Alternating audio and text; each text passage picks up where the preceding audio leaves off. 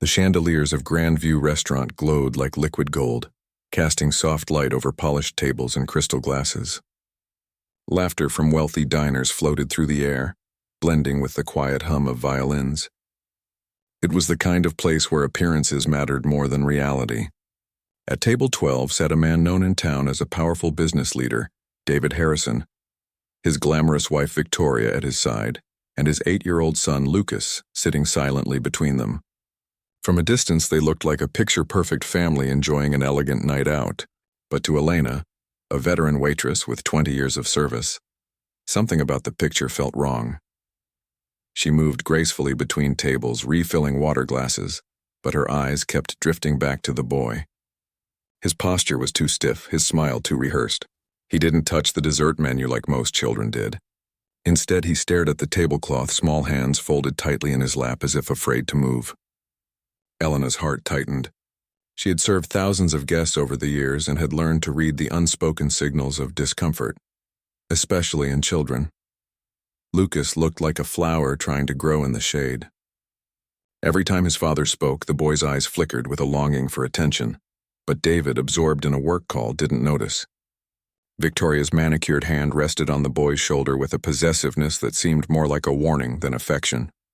Elena remembered her own childhood, the nights she wished someone would notice her pain. Maybe that was why she couldn't look away now.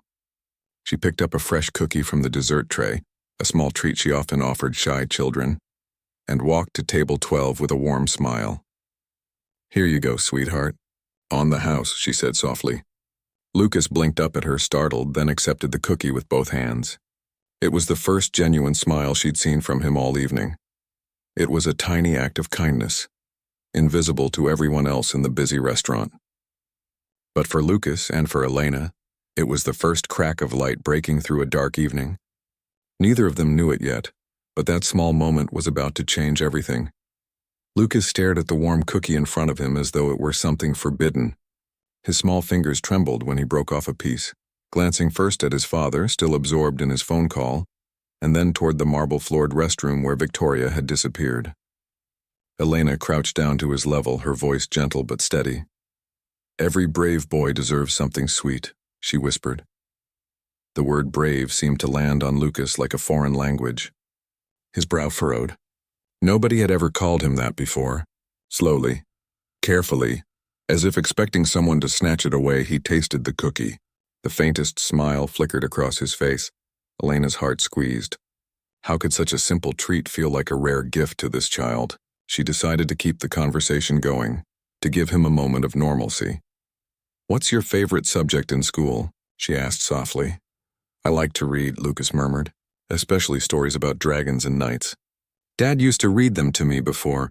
His voice trailed off, the light fading from his eyes. "Before what, honey?" "Before Victoria said I was too old for bedtime stories. She says they make boys weak." Elena felt a chill travel down her spine. What kind of adult would crush a child's love of stories? Before she could answer, she heard the unmistakable click of high heels approaching. Victoria had returned. Her expression hardened as she took in the sight of Elena talking to Lucas and the half-eaten cookie on the table. "Excuse me, but what is this?" Her voice could have cut glass. "I brought it for Lucas," Elena replied calmly, standing to face her. "All children should have a little sweetness in their lives. Lucas doesn't need cookies. He needs discipline."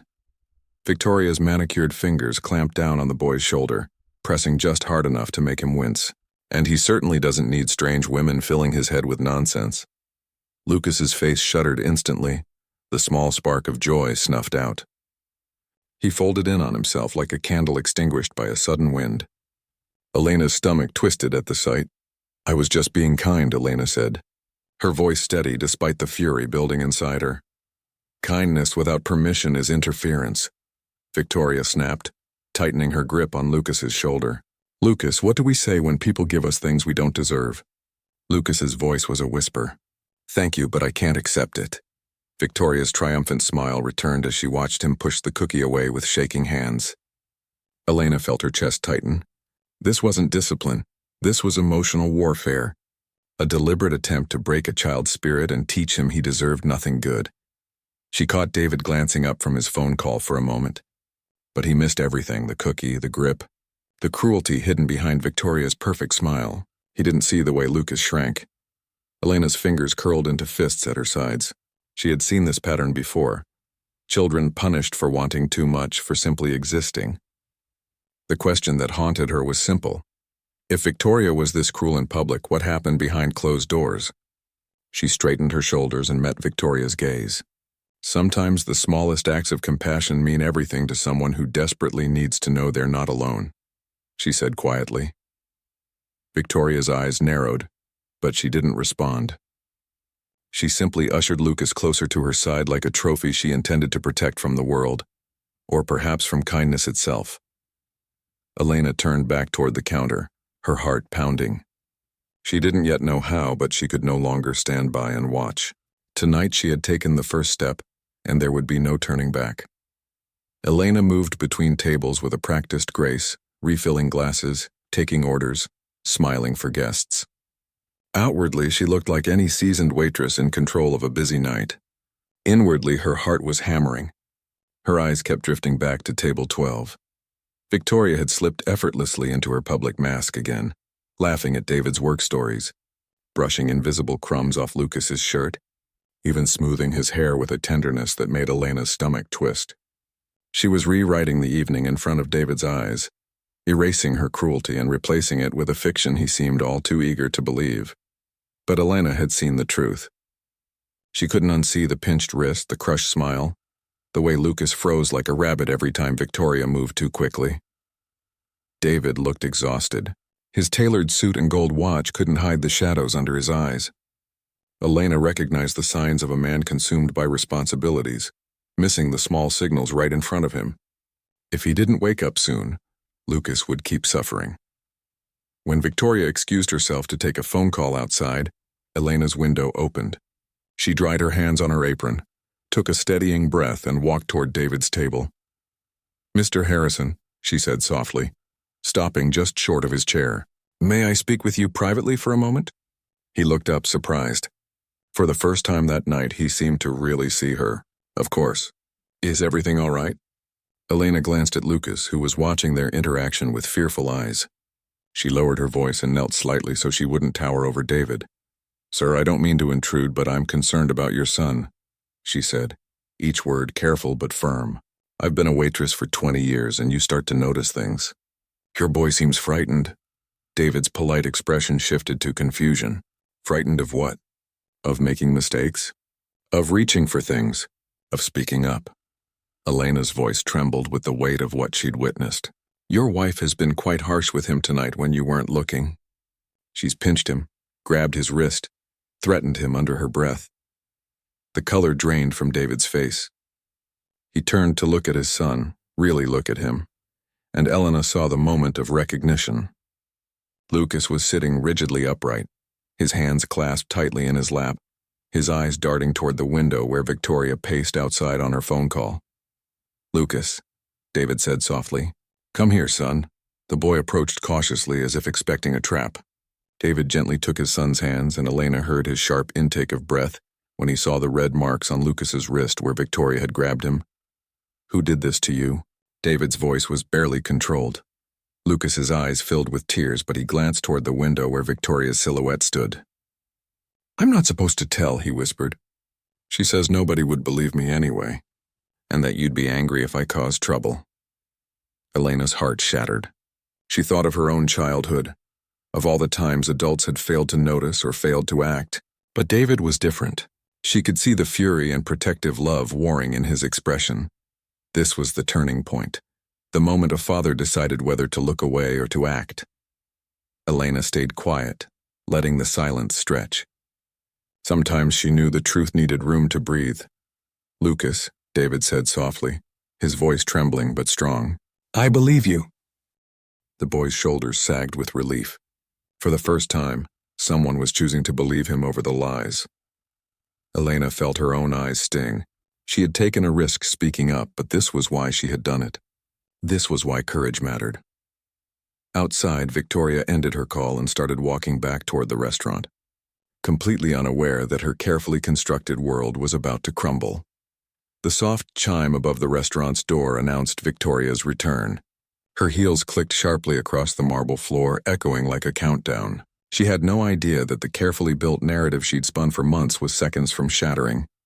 She reached the table, still wearing her practiced smile, the one that charmed investors, impressed society friends, and fooled David, but this time the mask faltered. David was no longer looking at his phone. He was holding Lucas's small hands, examining the red marks with an expression Victoria had never seen before. Deadly quiet fury. "What's going on here?" she asked, her voice carefully modulated. But a flash of panic flickered in her eyes. David stood slowly, his tall frame towering over her. "Lucas just told me something very interesting," he said, his voice like ice. "He told me about the things you say to him when I'm not around, about the ways you hurt him." Victoria let out a sharp laugh, defensive, brittle. "Don't be ridiculous, David. Lucas is a sensitive child with an active imagination. You know how children can be." David didn't blink. "Show her your wrist, son," he said gently, never taking his eyes off Victoria. Lucas hesitated, clearly terrified, but his father's encouraging nod gave him strength. He held up his small wrist, revealing the angry red marks from Victoria's grip. Around them, conversations in the restaurant quieted. Forks hovered over plates. Other diners sensed the tension at table 12, a real-life drama unfolding before their eyes. Victoria's mask cracked. "He bruises easily," she snapped. "He probably did that himself, playing too roughly. I can't believe you'd—" "I believe my son," David cut her off, his voice rising in strength. "And I believe this kind woman who had the courage to tell me what she witnessed." He nodded gratefully toward Elena, who stood nearby, hands trembling but resolute. Victoria's face twisted into something ugly, her true nature exposed. "You're going to choose his word over mine?" she hissed. "After everything I've done for this family?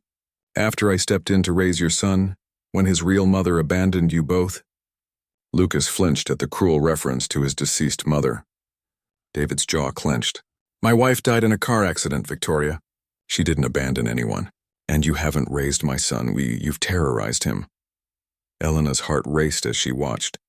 She had seen countless power plays in this restaurant over the years. Business deals, marital spats, silent resentments, but never a moment so raw and decisive. David knelt to Lucas's level, his voice gentle despite the storm in his eyes. "I'm so sorry, buddy. I should have seen what was happening. I should have protected you better." "It's okay, Dad," Lucas whispered, finally allowing himself to lean into his father's embrace. "I was scared you wouldn't believe me." The moment between father and son was so tender that Elena felt her own eyes fill with tears. This was what courage looked like. Both the courage to speak up and the courage to listen and believe. Victoria gathered her purse with sharp, angry movements. "You'll regret this, David. You'll come crawling back when you realize how difficult it is to manage a child alone." She turned to Elena, venom in her voice. "You had no right to interfere in our family." "Someone had to," Elena replied quietly, her voice steady. "That little boy deserves to feel safe and loved." Victoria's eyes burned with fury, but she could see she had lost control. She stormed out of the restaurant, leaving a trail of sharp whispers in her wake. Elena exhaled slowly, her heart still pounding. She had stepped into a private storm and chosen the side of compassion. Sometimes, she realized, the most important battles weren't fought with grand gestures, but with simple acts of courage. The door swung shut behind Victoria, her perfume lingering like a bitter aftertaste. For a moment, the restaurant was utterly still, as though even the chandeliers were holding their breath. Then the quiet hum of conversation slowly returned. People bent over their plates again, whispering to one another, but nothing at table 12 would ever be the same. David sat back down, his arms still wrapped protectively around Lucas. The boy clung to his father's shirt like it was the only safe place in the world. Elena hovered a few steps away, giving them space but unwilling to leave entirely. She'd seen countless scenes unfold in this restaurant, but few that ended with such raw honesty. "Dad," Lucas's voice was small but trembled with hope. "Does this mean she won't be coming home with us?" David met his son's eyes. The fury that had burned in him moments before softened into something fierce and protective. "Victoria won't be living with us anymore, son. And she won't be allowed to treat you badly ever again. I promise you that." Lucas blinked as if trying to absorb words he'd stopped believing in long ago. Elena watched as years of fear seemed to lift from the boy's shoulders. It was like watching a flower turn toward sunlight after a long, dark winter. David looked up at Elena then, gratitude shining through his exhaustion. "I can never thank you enough for what you did tonight," he said quietly. "You saved my son. I failed to protect him myself." Elena shook her head softly. "You're protecting him now. That's what matters," she said. "It takes courage to face hard truths, especially about people we thought we could trust." David nodded, his jaw tightening with resolve. "I'll do better," he murmured, more to himself than to her. "He deserves better." Lucas slipped out of his father's embrace and walked over to Elena. Without hesitation, he wrapped his small arms around her waist. "Thank you for the cookie," he whispered. "And for helping my dad see." Elena knelt down, meeting his eyes at level. "Oh, you were very brave tonight, Lucas," she said softly. "Remember that. And remember that you deserve kindness and cookies and bedtime stories about dragons and knights." Lucas's face lit up with a shy smile. Will you tell Dad that he used to read to me? "Maybe he can read to me again." David's voice was thick with emotion. "I'd love to hear about those stories, buddy. We've got a lot of catching up to do." Elena felt her heart ache and swell at the same time. She'd stepped in because she couldn't watch history repeat itself. Now she was watching a different story take shape. One of courage, of truth, of a father and son rebuilding trust brick by brick. As David paid the bill and helped Lucas into his coat, Elena realized she had done something her younger self had once prayed for. She'd made sure someone noticed. She had reminded a father of his power and a boy of his worth. When they left the restaurant hand in hand, Lucas's small fingers wrapped firmly around his father's. Elena felt a quiet peace settle over her. Sometimes, she thought, the most powerful victories aren't loud. They're simply the moments when someone chooses to protect instead of ignore, to love instead of look away. 3 months later, the restaurant looked different. Spring sunlight spilled through the tall windows, casting golden streaks across the polished marble floors. The tables were decorated with small vases of fresh flowers, and the air smelled faintly of cinnamon and coffee. Elena was wiping down a counter when she heard the soft chime of the front door. She glanced up and smiled. There they were.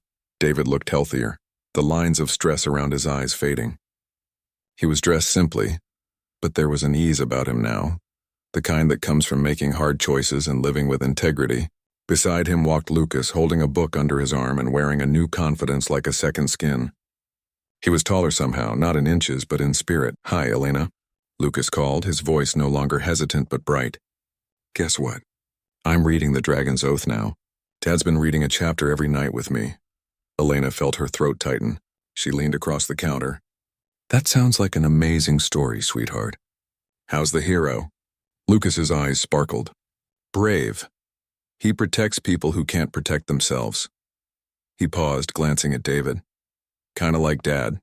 David chuckled, ruffling his son's hair. "He's been teaching me a thing or two about bravery, actually." He met Elena's eyes with quiet gratitude. "I wanted to bring him back here today to say thank you. Not just for that night, but for what it set in motion." Elena shook her head.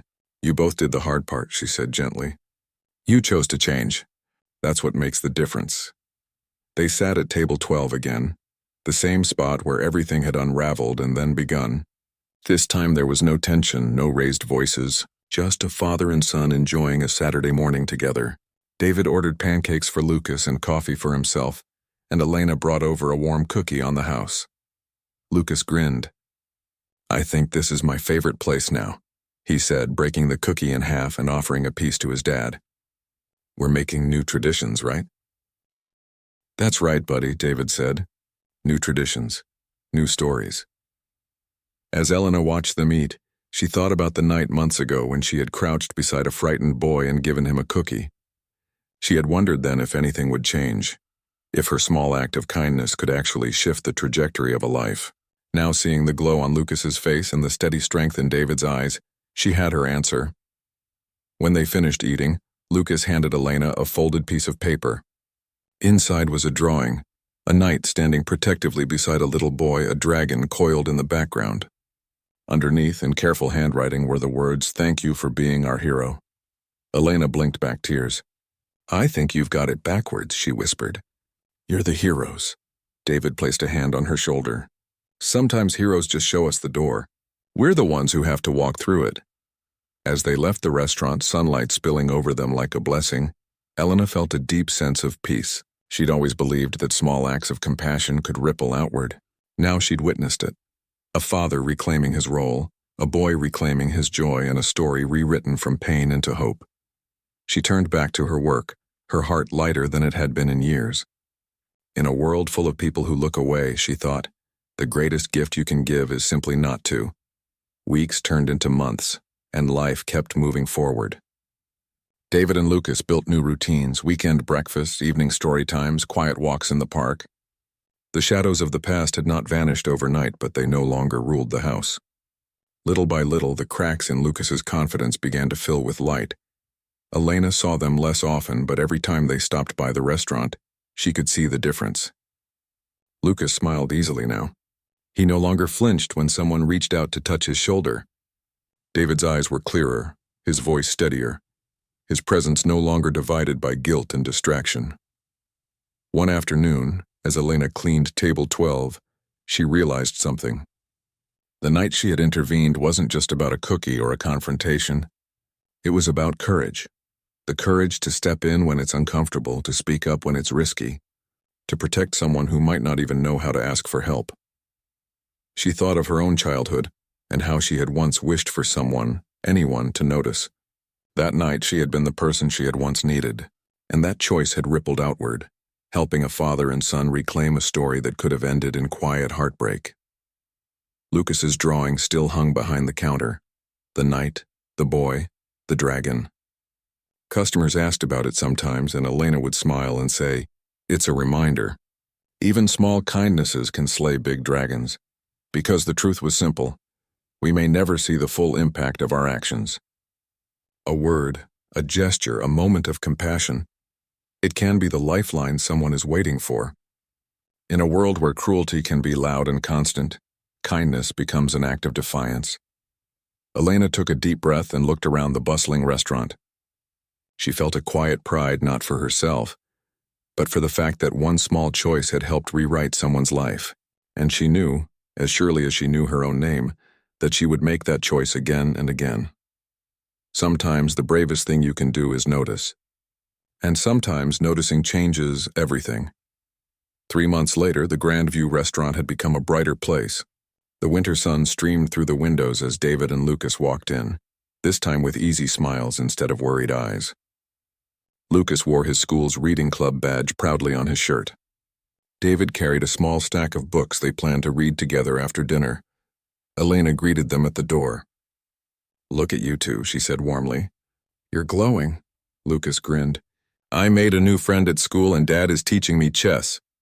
It was such a small moment, a boy sharing his excitement, but Elena felt its weight. She had seen Lucas the night his fear was still raw.